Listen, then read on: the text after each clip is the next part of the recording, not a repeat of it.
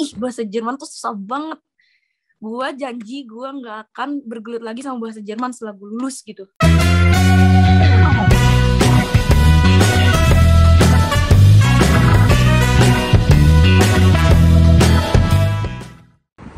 Ini betrip aku guys.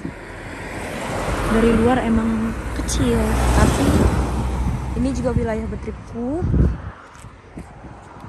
Terus sampai ke belakang itu ada Ferienwohnung sama masih ada gedung hotel lagi. Assalamualaikum warahmatullahi wabarakatuh. Ketemu lagi bersama saya Iqmal di podcast ketiga RL Talk.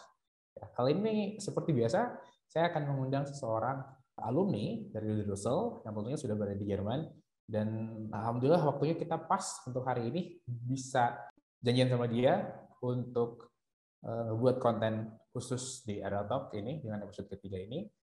Oke, tanpa berlama-lama kita undang aja langsung. Ini dia Jacqueline ya. Kita undang Jacqueline untuk masuk. Oke, Jacqueline sehat?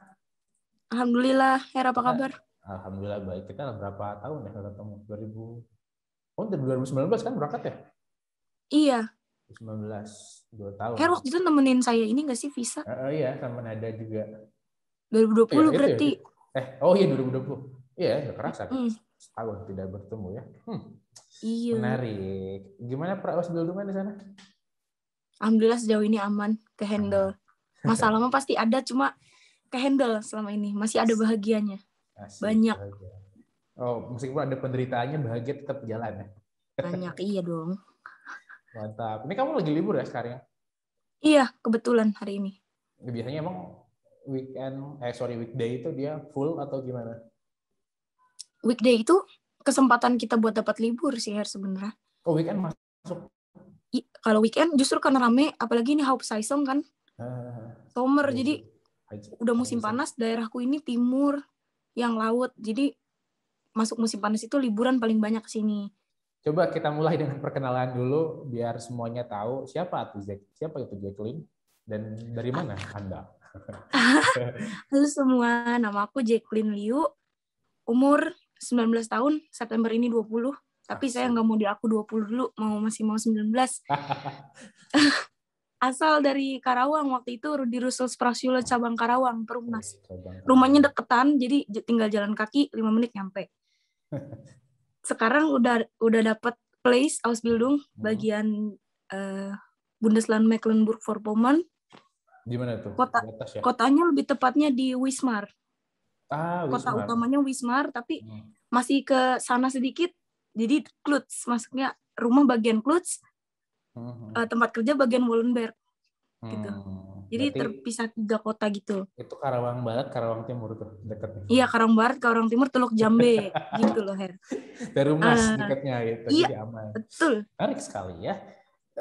Jacqueline, betul lagi Ausbildung lagi ngapain? Ausbildung apa maksudnya? Sorry.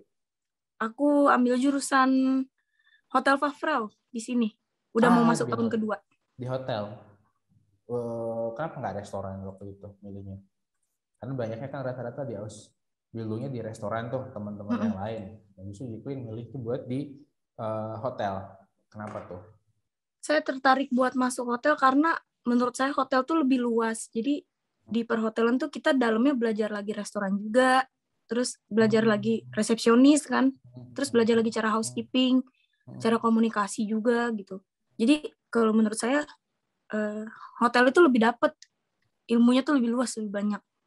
Dan ditambah lagi Karawang itu kan, iya, dan Karawang itu kan kita kota industri kan, banyak yang dijadiin hotel bisnis gitu. Nah jadi kepake hotel tuh.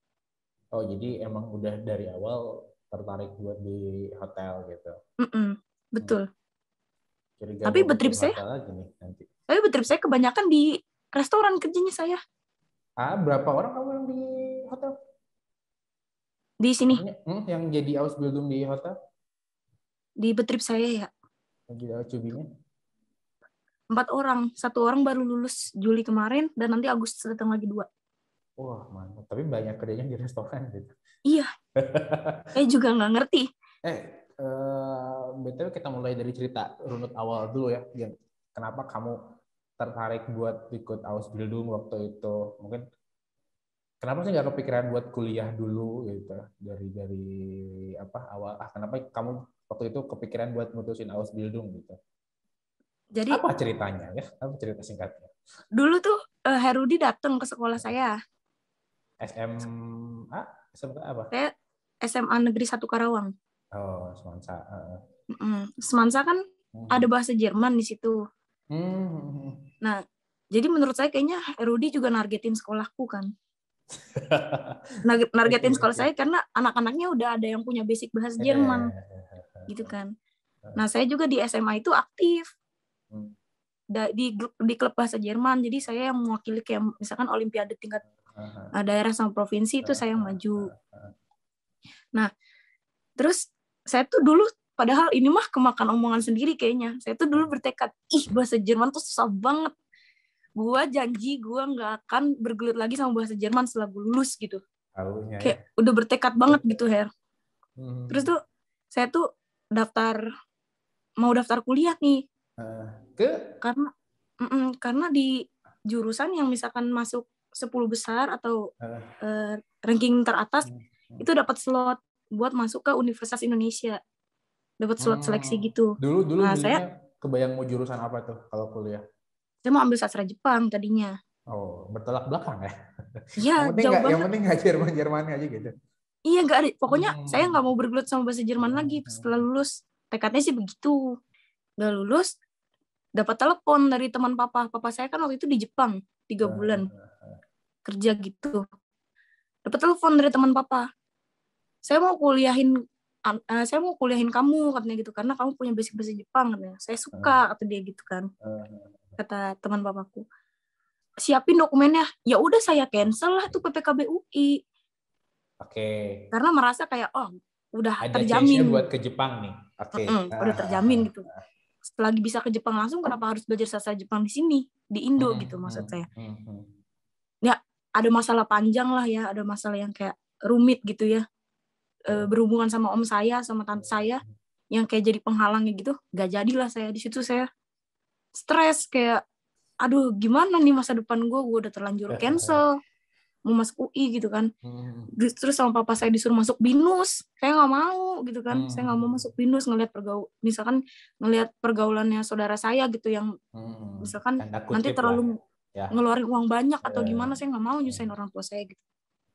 Ya udah, akhirnya saya pikir alternatif terakhir deh ini, mau gak mau ya udah Ausbildung gitu, Her.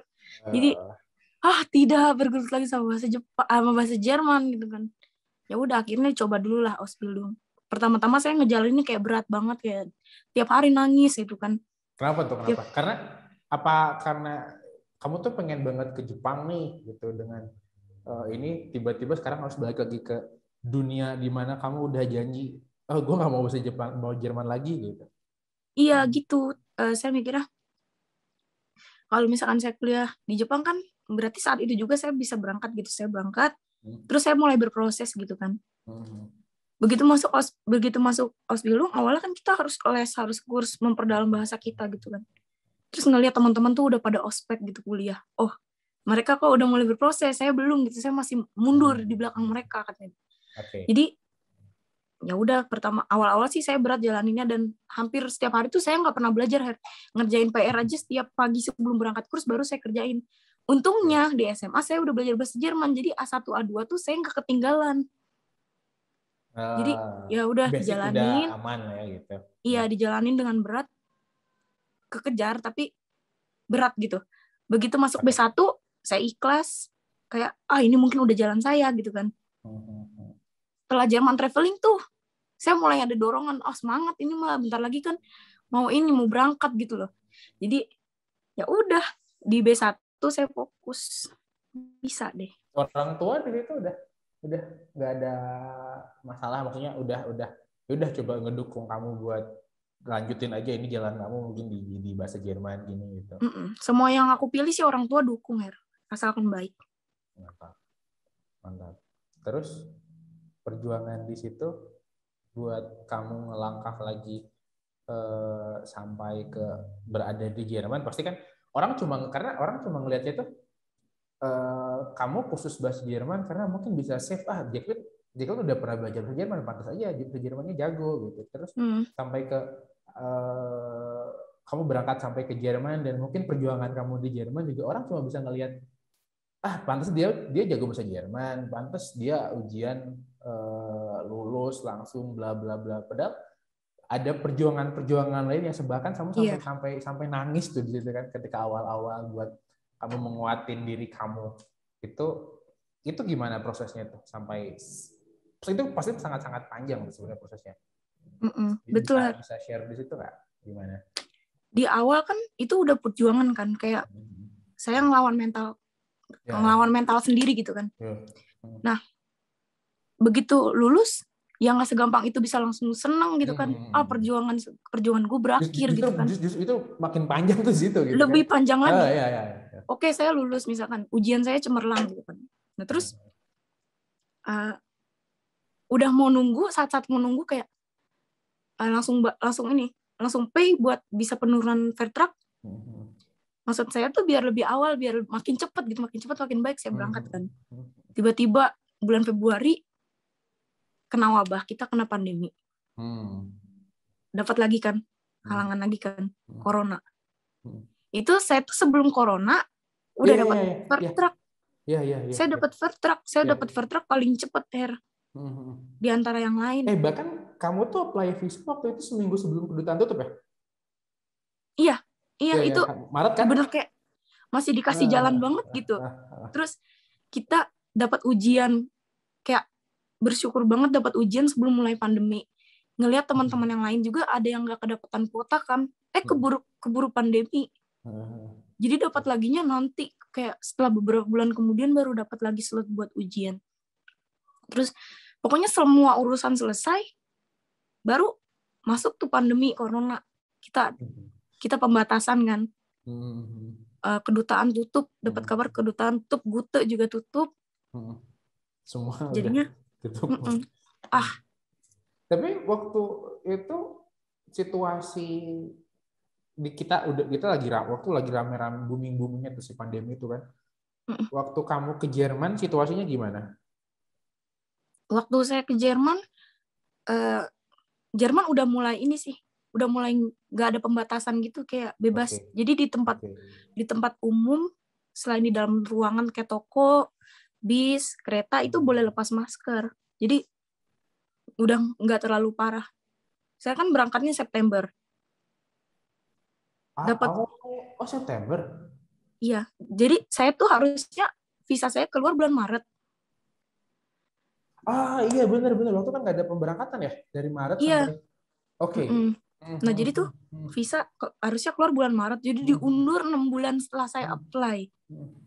Terus saya mikirnya kan waktu Februari lockdown, mudah-mudahan Juli udah lepas, udah selesai wabahnya.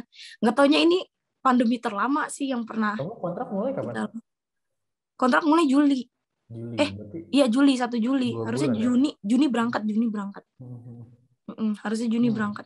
Terus belum lagi di situ nerima omongan keluarga jauh, nerima omongan temen, nerima omongan kayak ya orang-orang yang nggak tahu perjuanganku gitu kan, nanya kapan berangkat? Nggak jadi ya gitu. Apa sebenarnya udah lulus belum sih ujiannya gitu loh? Ditanya begitu sampai saya tuh foto sertifikat saya. Setiap ditanya tuh saya tunjukin, nih, gue tuh udah lulus, lihat nilai gue gitu loh. Sampai kayak gue tuh lulus, gue tinggal nunggu. Tapi ya kadang-kadang harus kuat aja gitu. Mental ditanya kapan berangkat. Ini menarik. Tadi kan kamu bilang kamu dengan awal kamu statementnya bahwa kamu menghantam diri kamu sendiri, kamu ngelawan mental diri kamu sendiri dengan perjuangan yang tadi awal udah kamu ceritain sampai ke titik tinggal berangkat doang nih gitu. Orang pasti banyak nyinyir ya, katakanlah seperti itu ya. Orang katakanlah ini kapan berangkat, jadi nggak sih? Berarti kan buat sebagian orang itu nyinyiran orang tuh berat kan. Buat sebagian orang nguatin diri itu anjir kenapa sih gitu. Orang nggak tahu perjuangan gue gimana gitu. Dan ketika sampai ke titik itu terakhir mungkin ketika kamu mau berangkat dengan waktu tunggu yang masih lama, orang hidup dalam situasi pandemi juga waktu itu kan nggak maksudnya apa, masih belum stabil ya, stabil, dan ada isu bla bla bla bla. buat kamu nguatin diri kamu tuh gimana waktu itu? Sampai Ada sahabat-sahabat saya pastinya oke. di belakang saya. Jadi Gimana tuh? saya tuh dari SMA punya temen, Wah, geng lah, tapi geng baik gitu. Geng CS grup. Asik. Oke. Awalnya berlima, perempuan semua. Lama-lama gabung anak-anak cowoknya. Jadi kita bersembilan sekarang atau berdelapan. Selama pandemi mereka nguatin saya gitu. Jadi yuk main yuk gitu. Yuk kita hangout, yuk kita nginep gitu. Yuk kita drive in gitu. Kita ke Cikarang tuh nonton di dalam mobil yang dulu masih corona kan. Nonton film dalam mobil. Jadi waktu saya tuh selama nungguin ke Jerman itu habis sama teman-teman saya kayak, oh mungkin dikasih sama Tuhan waktu lebih banyak buat sama teman-teman saya, buat sama keluarga saya gitu. Positifnya. Jadi saya think positif aja. Kayak walaupun berat ditanya saudara atau teman, selewat doang. Dipikirin sebentar doang nanti. Bye.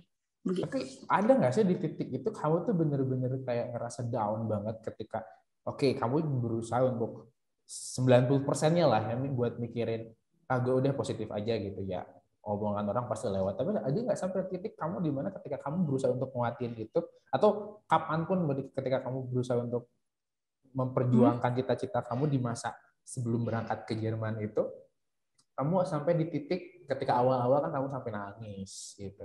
Terus ketika mau berangkat juga ada cobaan lagi, sempat gue ngedown nih gitu. Down lagi. Kayak gitu. Gimana? Sempet cuma nggak sering. Ada kalanya saya di dalam selimut nangis sendirian. Di kamar diem. Saya itu tipikal yang kalau emosi dipendam sendiri. Kenapa? Orang tua nggak tahu. Ya saya nggak mau kelihatan lemah aja. Tapi udah kayak ini menarik. Omongan harus dulu ini menarik.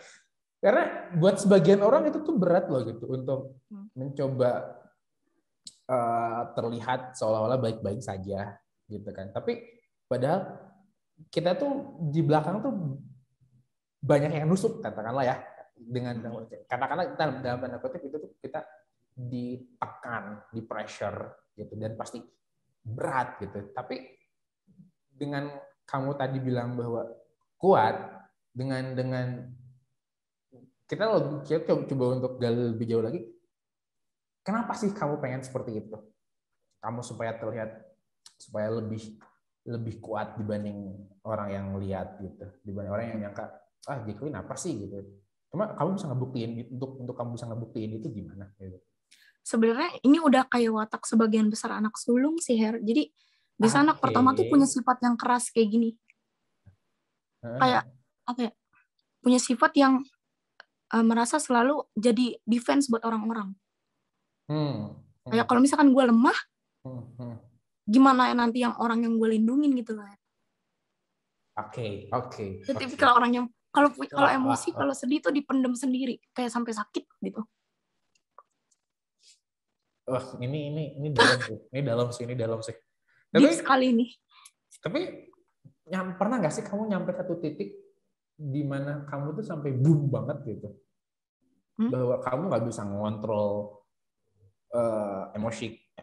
emosional kamu gitu, karena kan pasti sebisa-bisanya kamu untuk menyembunyikan sisi emosional kamu, pasti pernah dong misalkan kamu sampai meledak gitu dengan banyaknya pressure yang ada di diri kamu gitu. Sejauh ini saya nggak pernah sih kalau emosi sedih gitu ngelampiasin ke orang, tiba-tiba marah gede gitu, tiba-tiba kayak banting barang, enggak pernah sih. Jangan. Saya kalau udah misalkan udah di puncaknya, kalau udah kayak di puncak kesedihan saya, ya udah saya cerita. Mau nggak mau. Berarti healing kamu tuh dengan cerita ke orang gitu. Oke. Ini menarik sih. Kita satu tipe kayaknya ini. Jadi kayak saya tuh pengen tahu ada nggak sih orang yang peduli gitu. Oke. Dengan cerita saya. Dan kalau misalkan udah kayak nemu, oh dia peduli, ya udah aman. Kayak wajar aku sedih gitu loh. Ada temennya gitu. Ada temen yang mau denger. Menarik sih.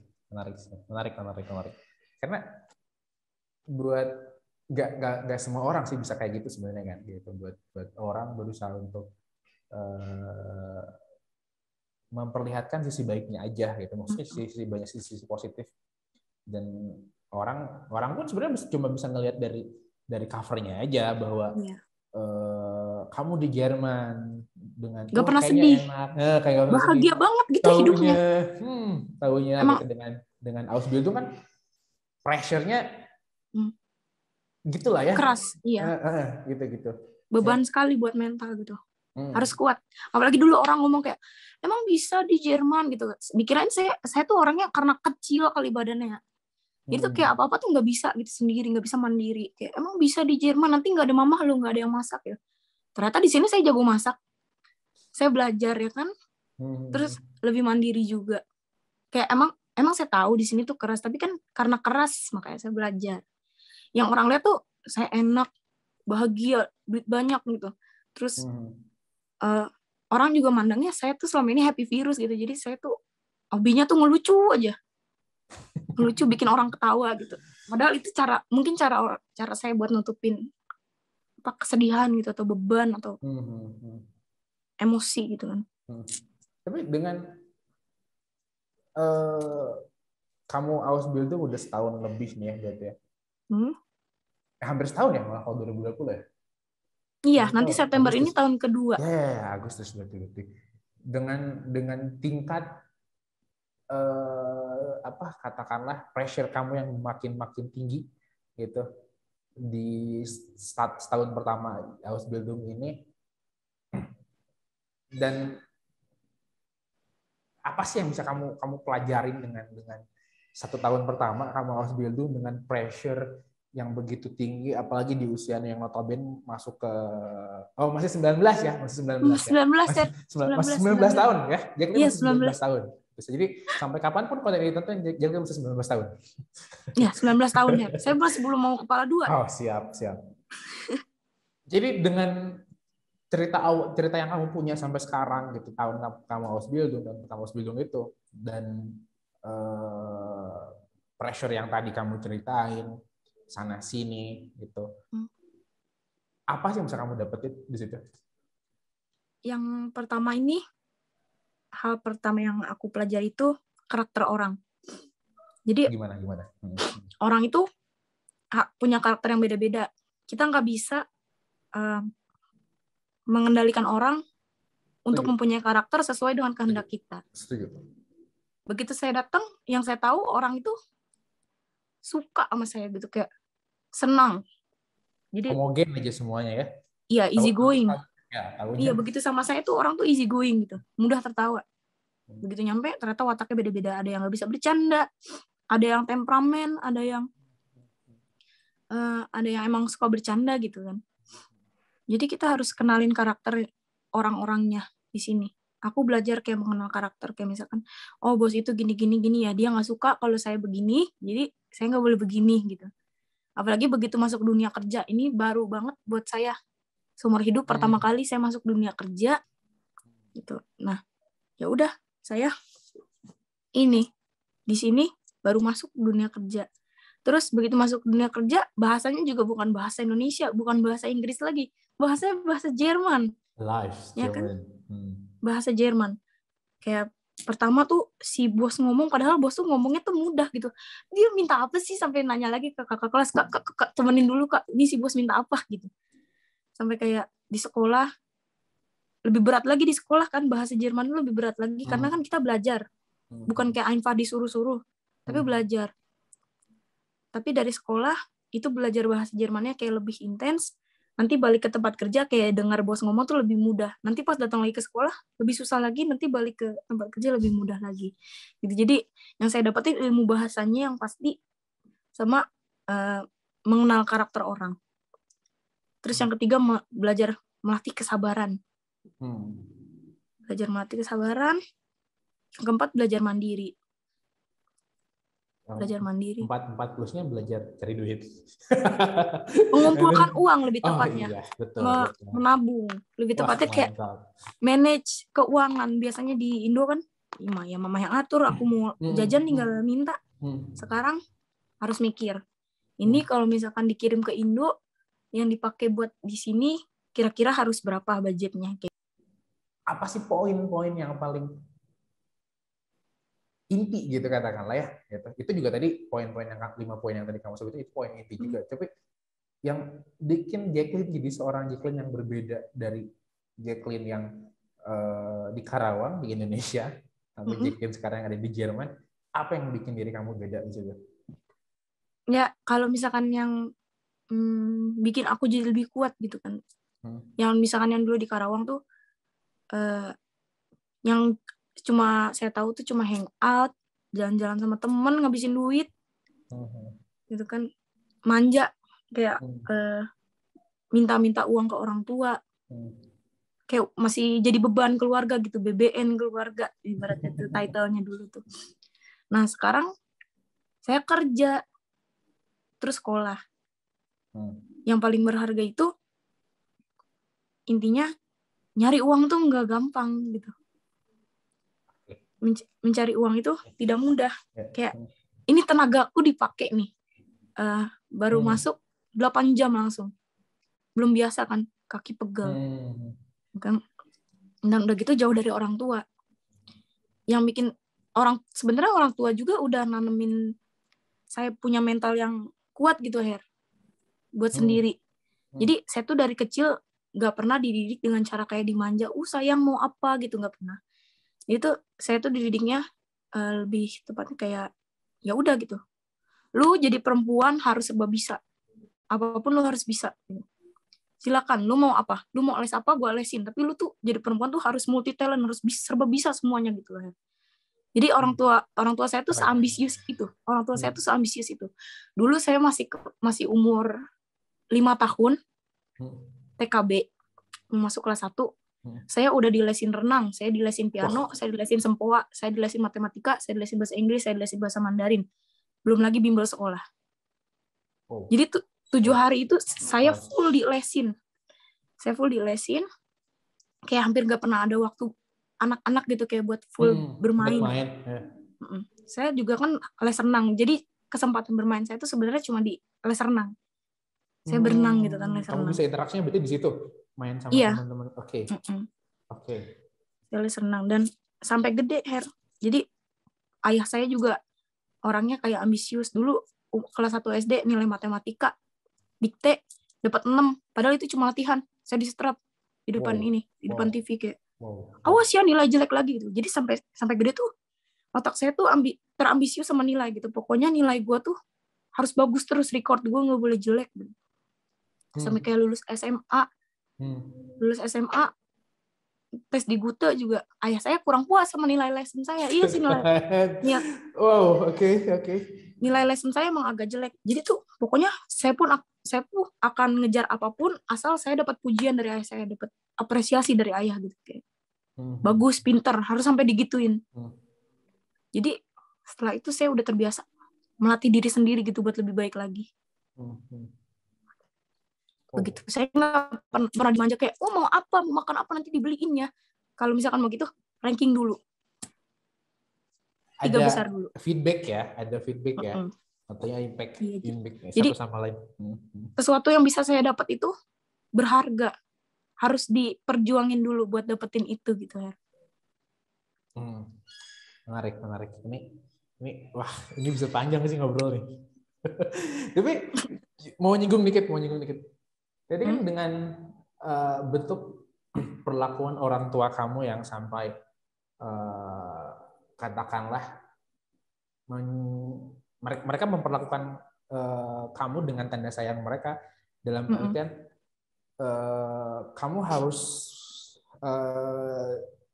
melakukan suatu hal yang sangat-sangat banyak dari mulai usia kamu ketika di TK di situ sampai kamu sampai sekarang gitu kan, katakanlah lu kalau mau kayak gini lu harus berjuang dulu gitu. Jangan mau minta seenaknya aja gitu. Lu minta gue kasih gitu. Mungkin juga buat beberapa prinsip orang tua juga ada yang tanda kutip sayang ya. Tanda kutip sayangnya ya udah kasih aja gitu. Tapi mungkin cara orang tua kamu menyikapi bahwa tanda sayangnya mereka adalah dengan kamu berusaha untuk diri kamu, gitu kan. Dan sampai tadi ada di titik kamu berusaha maksimal dengan katakanlah ya tadi ambisius ya. Dan tentunya kita ngambil positifnya ya, ngambil positifnya. Karena kalau orang mandang mau gimana pun pasti ada plus minusnya ya, gitu. Saya bertanya gini, jarang loh ada orang tua yang ngedidik dari awal sampai akhir sampai sekarang, sampai berusaha dari kecil malah kamu di situ.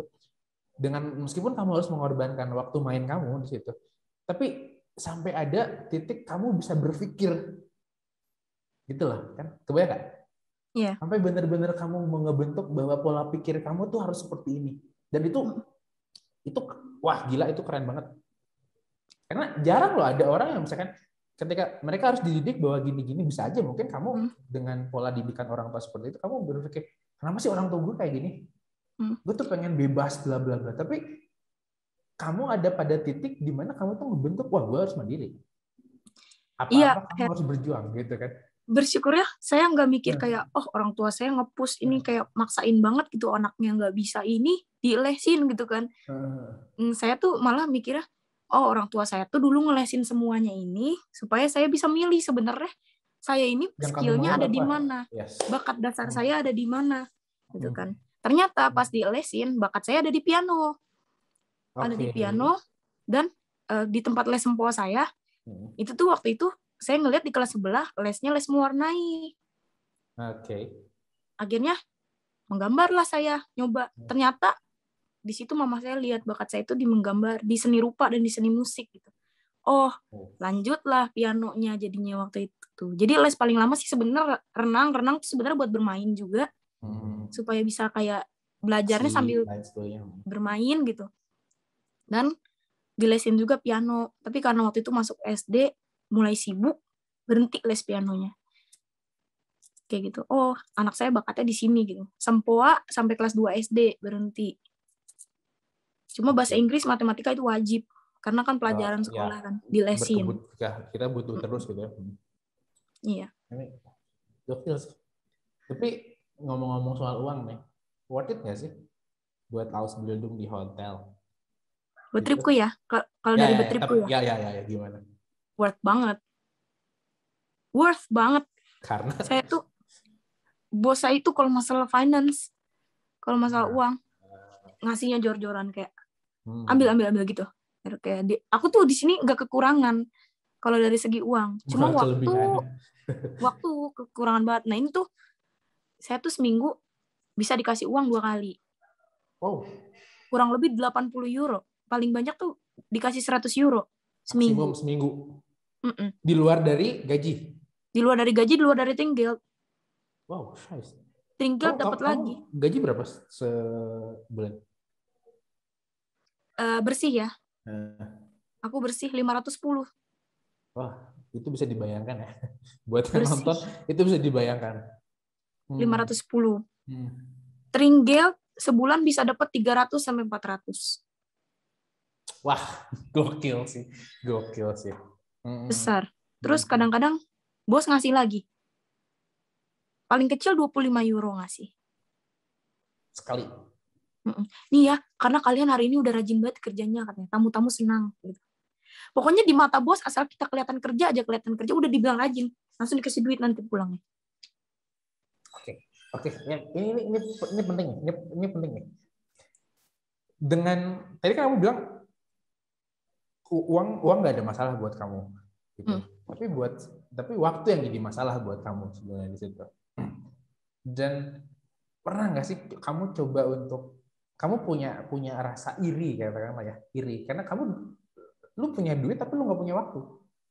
Tapi buat sebagian dari cerita teman-teman yang lain, mereka punya banyak waktu senggang, lebih enak gitu ya. Tapi duitnya nggak ada, katakanlah ya kasarnya gitu. Tapi duit pusat nggak ada itu kurang lah gitu ya, atau pas-pasan gitu.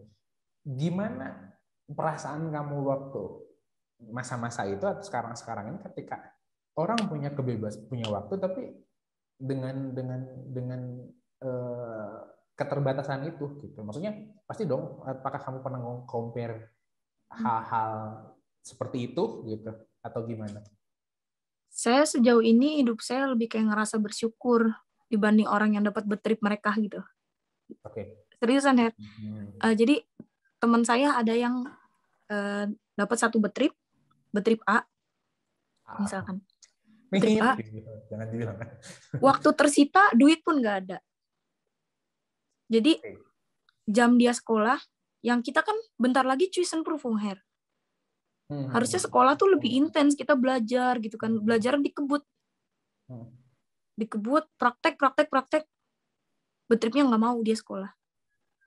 Pokoknya shoot site dia harus dipakai kerja. Kemarin tuh 2 minggu.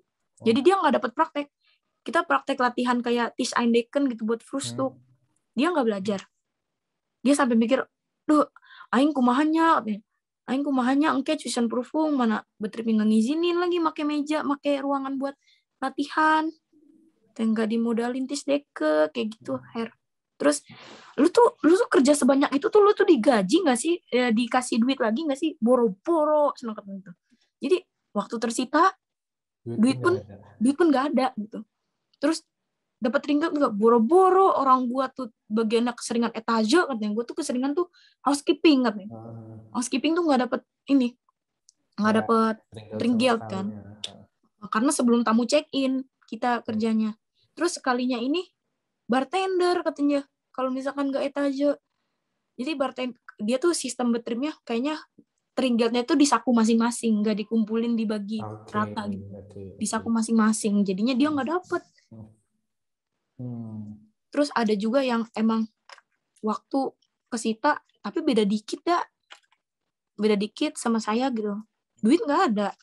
Kayak sejauh ini sih saya lebih bersyukur aja, kayak lebih senang gitu. Oh betrip saya ternyata nggak seslim yang diceritain kakak kelas gitu, sampai kakak kelas bilang lu ada dosa apa lu ngaku lu dapat betrip ini katanya gitu kan. Terus ya ampun, pengakuan dosa di situ. Takut gitu kan. Takut. Nah terus tuh ternyata sisi yang gak enak dari betripku ini dari segi kolegin, bos gitu kan.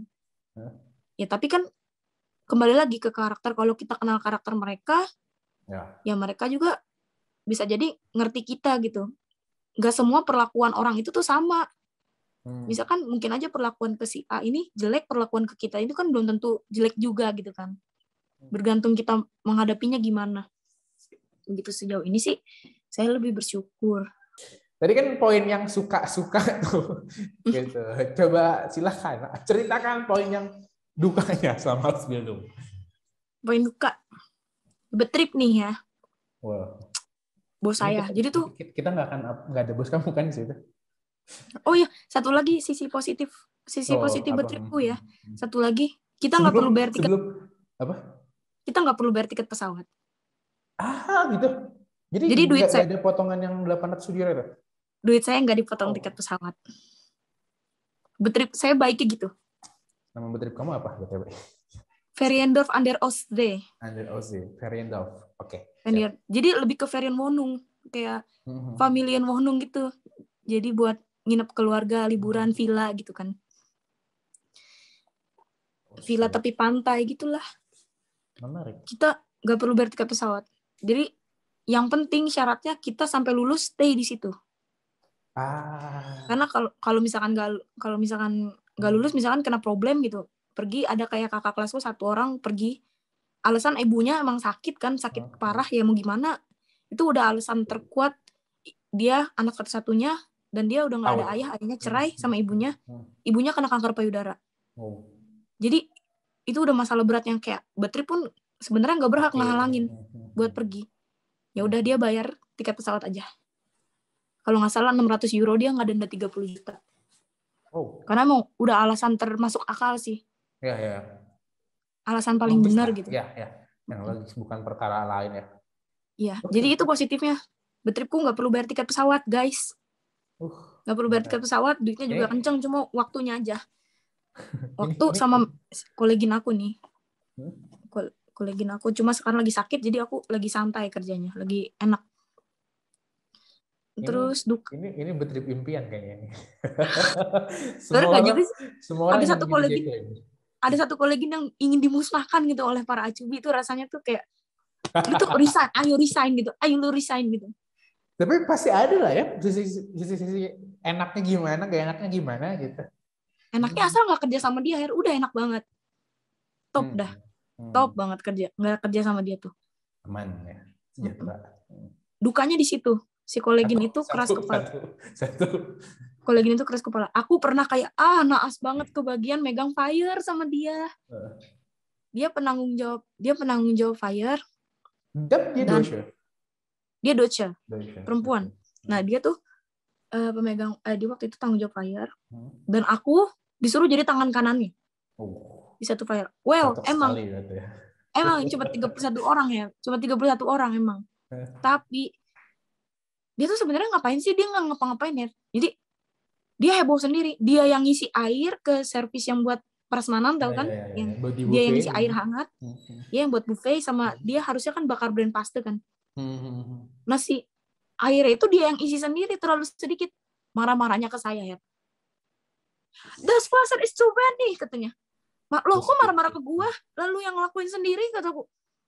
Lu yang ngisi air sendiri. Dia juga marah-marah ke nada sama ke kakak kelas. Das Wasser im Buffet. So wenig, kata diomelin. Lah, itu teh. Kenapa sih ini orang stres, harus ke psikolog apa gimana gitu kan, marah-marah sendiri orang dia yang ngelakuin. Terus aku nyatat minuman yang dipesan sama orang-orang yang di fire gitu. Catat, misalkan Zek berapa gelas tuh yang dipesan kan. Saya udah nulis, itu pun yang ditulis tuh yang sesuai dengan tamu yang pesan ke saya. Dia marah lagi. Saya tuh masih punya catatan ini sendiri, ya mana gue tahu lu gak pernah bilang kalau misalkan lu juga punya catatan gitu kan. Udah gitu, ya udah Eintragen katanya. Ya udah, saya catat, mana tulisannya jelek banget, nggak kelihatan gitu kan. Bisa nggak bacanya? Kamu bisa kan bacanya? Terus nanti di belakang ngomongin, maaf ya, saya tuh bukannya jahat ke kamu, saya tuh cuma ini aja katanya, supaya kamu tuh nanti ngerti belajar. Gitu kan. Ya udah, iya bacot lu gitu. Dalam hati bacot lu gitu. Terus dicatat ya tulisan dia tuh. Yang nganterin minuman ke tamu saya, yang ngambil bestelung saya, yang nyiapin makanan saya, yang umdekan meja dari kafe Kuhan ke Abendessen, yang kayak servietnya dilipat, naruh sendok, naruh garpu sama pisau, naruh supentase, untertase kayak gitu. Saya yang naruh makanan, saya yang nawarin kayak nachtis, saya juga. Dia apa? Ih gaya rauhan ya katanya ke bawah. Gue ngerokok ya katanya. Enak banget. Terus tamu besoknya, ya lagian juga tamunya juga nggak mikir. Si tamu yang kayak pesen, tamu kepala fire-nya itu, dari sisi tamu, besoknya datang. Ngasih teringgilnya ke dia. Saya nggak dikasih sepeser pun, Her. Dikasih 50 euro. 5 euro pun saya nggak dapat. Dari si kolegin saya ini. Akhirnya saya dikasihnya sama si bos. Ini ya, karena kamu kemarin megang fire 10 euro. Dikasih. Dia dapat 50 euro. Terus saya dapat libur sehari. Kan saya dapat libur seminggu sehari. Sehari seminggu. Nah, itu tuh kebetulan saya habis simulasi corona test. Jadi saya dapat edukasi gitu, cara nge-swab orang supaya nanti mungkin kalau coronanya parah kita nge-swab tamu gitu. Caranya gimana? Itu dari Betrip? Iya, dari Betrip undang petugas kesehatan buat perkumpulan gitu, buat meeting. Nah, setelah itu kata bos, kamu selama habis sekolah kemarin belum libur, kata bos kan. Hari ini kamu gak usah kerja ya, kamu libur. Nah, saya mana ada senang dong. Yes, kita belanja, akhirnya kita belanja bulanan gitu kan. Ternyata kata kakak kelasku yang dulu, yang udah tahun ketiga, dia marah-marah. Katanya emang ya semuanya tuh seenaknya, katanya nggak kerja katanya. Padahal di situ tamunya posisinya lagi sedikit banget. Kayak gitu, nggak enaknya. Emang selalu bikin stres. Itu si Arbeitskollegennya ya, si itunya.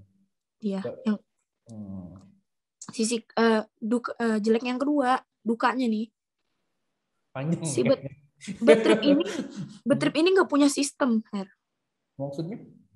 Nggak ada manajer resepsionis, nggak ada manajer dapur, nggak ada kitchen chef, nggak ada Beilagen chef, nggak ada sauce chef misalkan kayak chef khusus untuk chef untuk iya untuk di sistem bawahnya lagi. Harusnya kan di situ ada pemegangnya kan yang ngatur.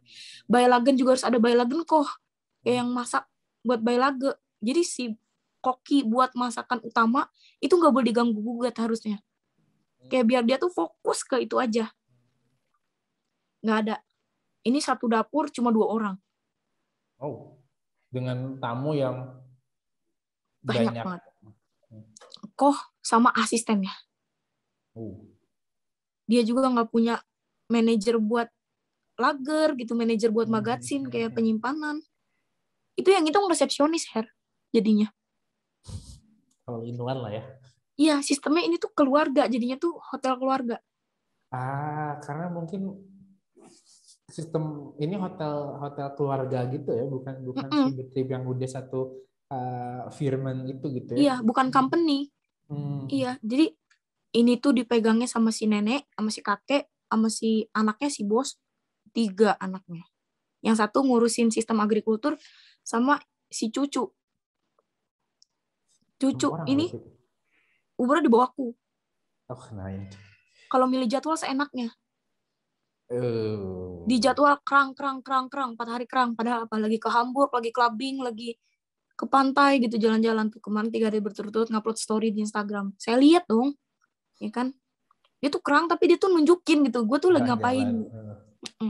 Terus nah karena kita punya 5 pemegang ini, 5 bos ini,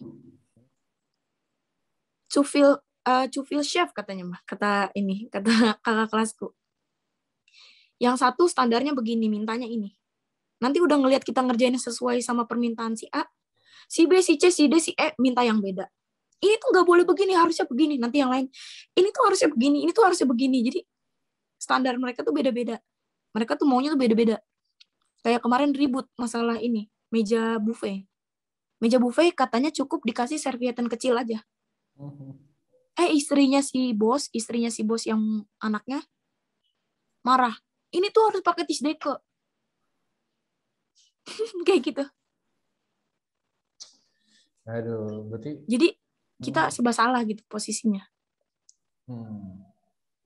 Ya sih, kebayang sih. Oke, lanjut lagi nih. Itu poin berikutnya. Oke. Oh ya. Planning kamu setelah habis Belitung tuh ngapain sih?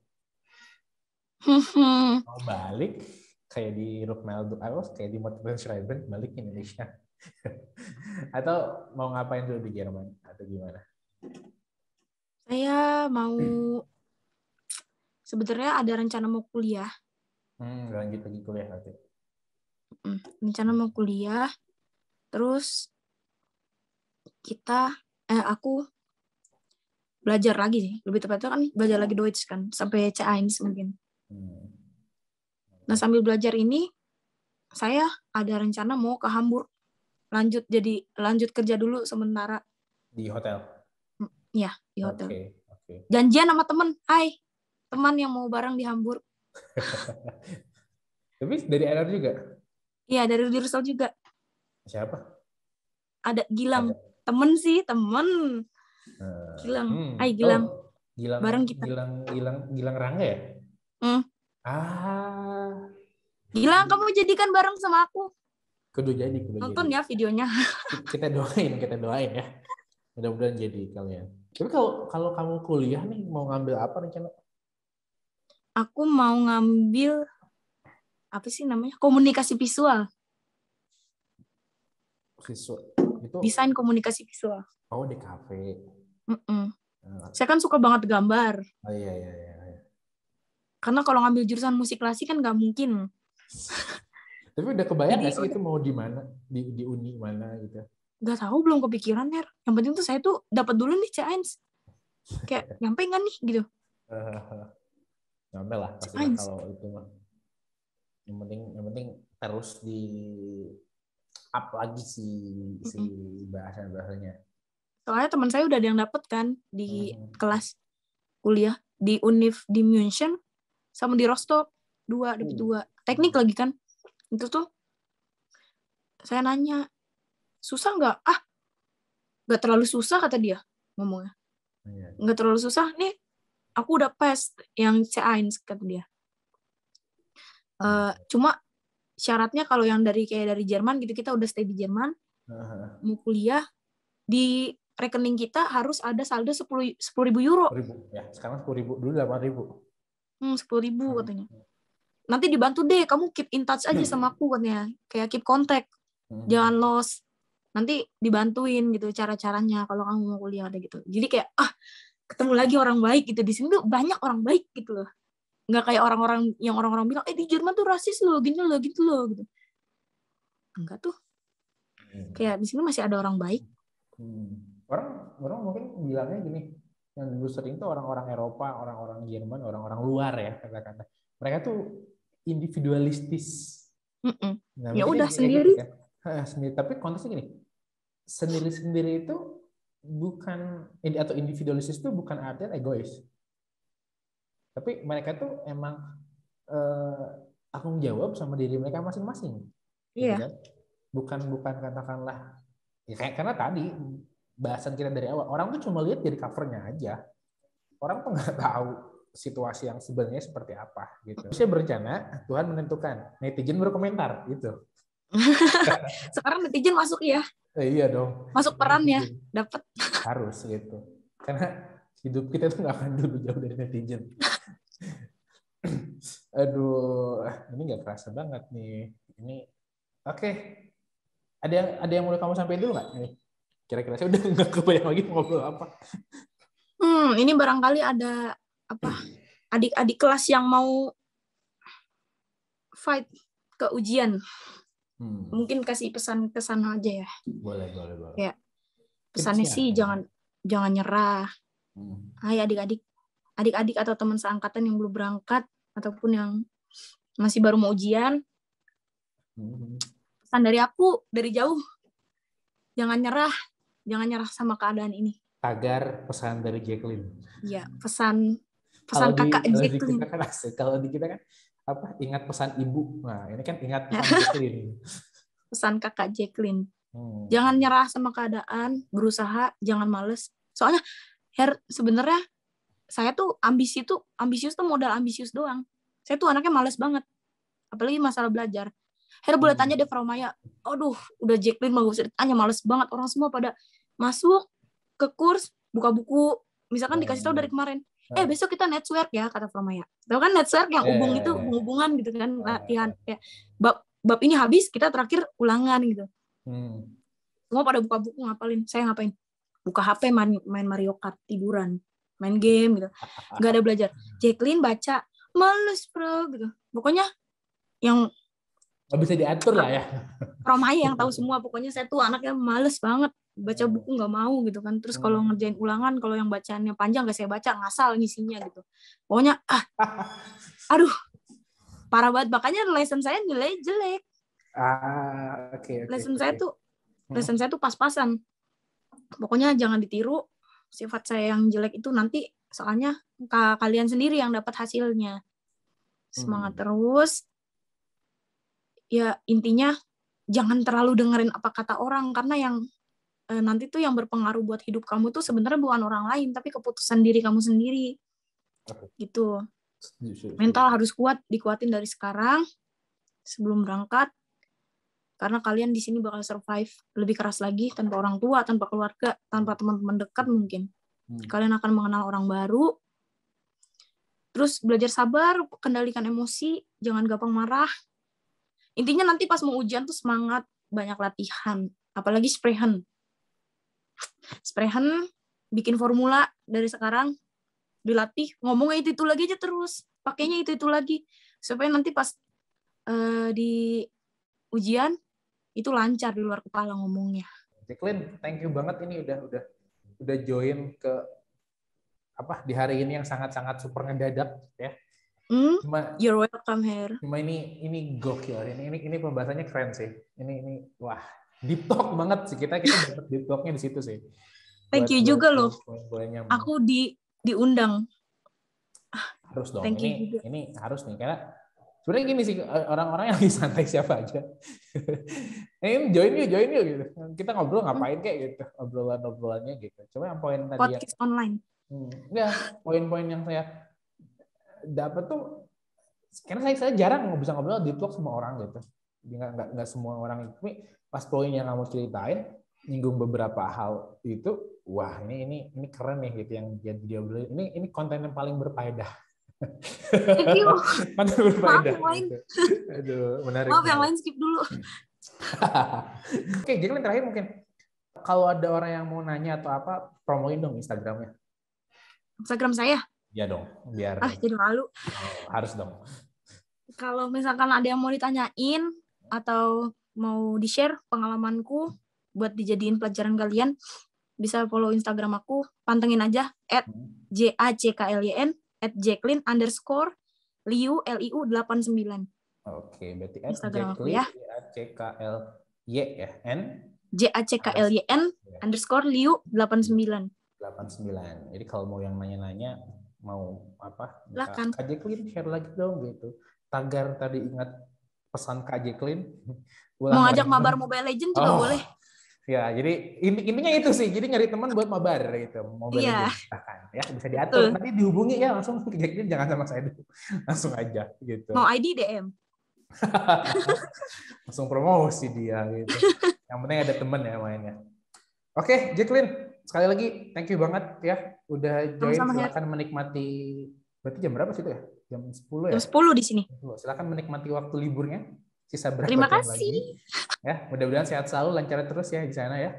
Nanti Amin. kita lanjutin lagi mungkin ya, ngobrol-ngobrol di kesempatan berikutnya. Thank you banget ya. Oke. Sehat-sehat terus, dadah. Dadah Her, sehat-sehat Her. Yuk. Oke, ya tadi itu kita ngobrol sama Jacqueline dengan berbagai macam tema yang luar biasa, pengalamannya soal Ausbildung, plus minusnya juga soal Ausbildung, dan banyak hal lain yang bisa kita jadikan pelajaran atau jadikan suatu pengetahuan juga soal Ausbildung. Jadi nggak cuma Ausbildung tuh bukan hal yang terlihat sangat menarik dan lain sebagainya, tapi Ausbildung juga itu jadi suatu tantangan tersendiri ya, dan jadi suatu kesempatan juga untuk orang bisa berusaha belajar dan lain sebagainya. Dan salah satunya juga Jacqueline tadi sudah bercerita dengan pengalamannya selama Ausbildung, dia belajar banyak hal yang nggak pernah dia sangka-sangka sebelumnya. Gitu. Oke, ya mungkin itu saja konten kita pada kesempatan kali ini. Ya.